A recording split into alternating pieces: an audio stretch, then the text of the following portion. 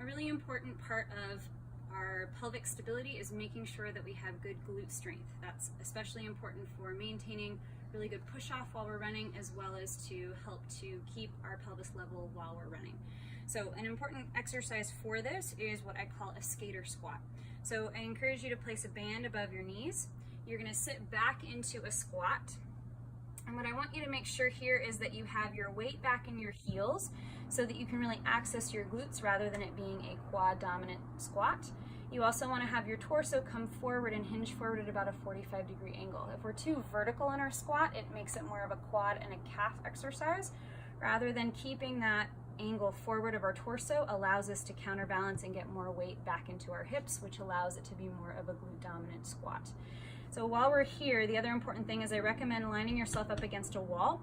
I want your two sits bones to just barely touch the wall, not so that you can lean back into it, but to give you some feedback so that you'll be able to know if your pelvis is trying to rotate while you do this exercise.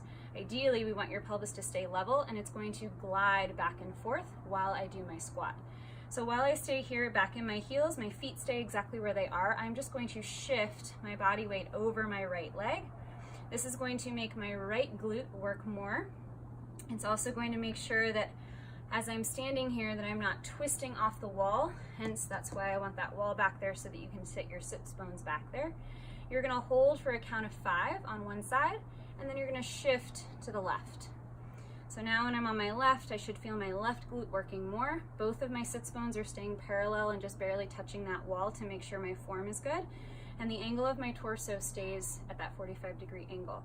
So as you continue here, you're gonna glide back and forth. I recommend just checking in with your knee, making sure that it's not leaning too far over, that your toes aren't trying to lift up.